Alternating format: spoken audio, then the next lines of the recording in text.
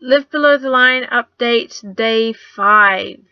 In the last 5 days I was doing the Live Below the Line challenge. This is $10.25. This is how much I spent on food for those 5 days.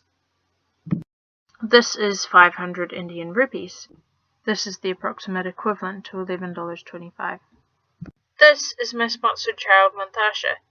Each family in her community would earn about 500 rupees in 5 days. This is $2.25.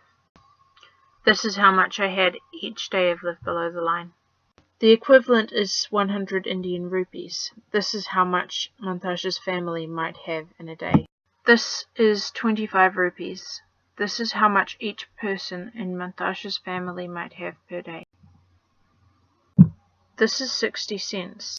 This is the approximate equivalent to 25 rupees. I've been struggling to live on nearly 4 times what Mantasha would have. These are my bathroom scales. They show that I've lost weight.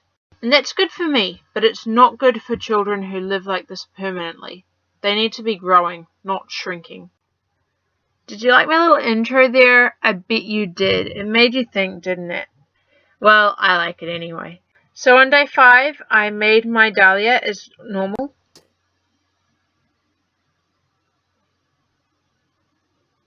I used all of the rye that was in the bottom of the packet, and there was more than I'd used the previous days because I've been so concerned about running out. I didn't have to worry about running out anymore. And that morning, I actually didn't feel hungry. It was a miracle. I didn't feel hungry. I felt as if I wasn't even on Live Below the Line. So the night before day 5, I had some rice left over. But I have this much rice left. I mean, I could have that for lunch. I used that rice to make it was supposed to be a Peruvian style garlic rice, but since I didn't have lemon, which they usually use, and I also stuffed up the rice, it just kind of ended up being a gloopy bowl of rice with some garlic in it. I prepared that and put that in a container ready for my lunch the next day, and I had the dal that was left over.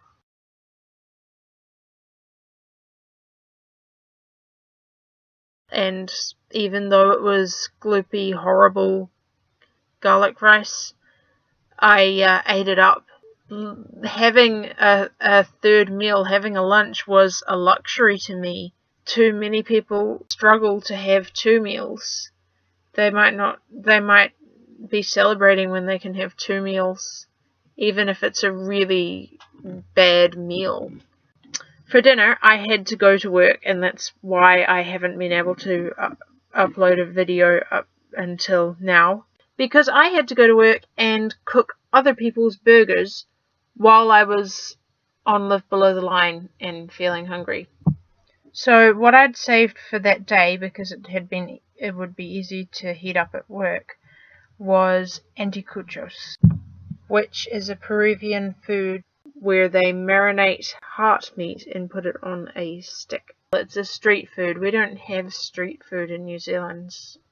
We do, but we don't. We have like carts on the street in bigger cities, but it's not really the same equivalent to what they have overseas. So that's what Aldera's family might have as like a treat, but knowing how much their average income is in that community, it would be a treat. It wouldn't be like a snack that you'd just pick up on the street like foreign tourists would. I had prepared the anticuchos marinade the night before and put the 100 grams of chicken hearts that I'd brought for 80 something cents into the marinade in the morning, and then after school I ran in and put them on the sticks, and then I cut up my potato.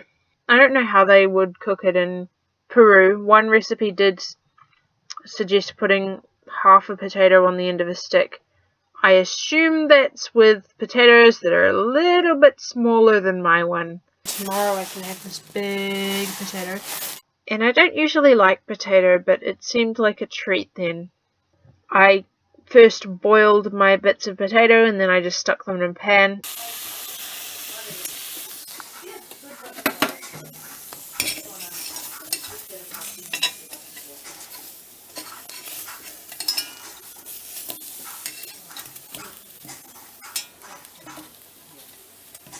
I also was going to make like an actual Peruvian salsa using a recipe, but I just took the sofrito.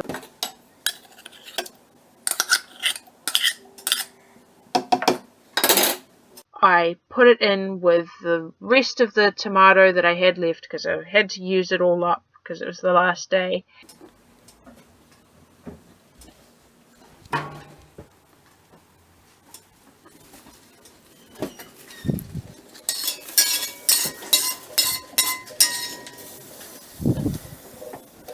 And the rest of the onion and basically pureed it.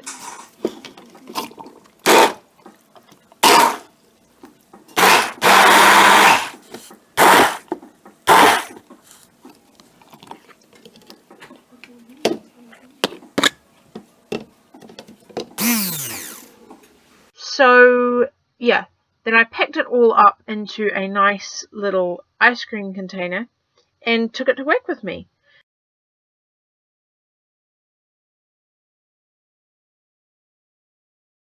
Finishing Live Below the Line like that, using up all of my food. It was a treat, and I didn't feel hungry that day. I felt amazing. To a lot of people, there is no day when they can finish all their living below the line food. There's no day when they can finish their poverty, when they can just eat all the rest of the food knowing that they'll wake up in the morning and be able to have breakfast, a really nice lunch. They can't do that because they live in poverty permanently. Now, we've heard the stories from Tearfund of victims of slavery who have been rescued. Their stories are so great. For them, day 5 has come. The end of their slavery has come and they've been freed. Please donate and help more people get their day 5. Help more people get out of slavery and out of poverty and out of their trap. Help us bring that Liberation Day to more people who are living in slavery and feeling like it's permanent and feeling like it will never end. There's an estimate that only 2% of slaves will ever be rescued. And that's really, really sad because a lot of sex trafficking slaves have been rescued. But we just don't know how many more are out there. In some places we actually can see them, but there's no actual way that we can rescue them. The owners are too smart, the police can't get in. It's a battle that is really hard to fight sometimes. To so many people who have lived in extreme poverty, any amount that you give is going to be a really large amount. So please give generously, give whatever you can. And to everyone who already has given, thank you. Thank you so much. On behalf of the person who is rescued, thank you so much. You can't imagine what it means to them.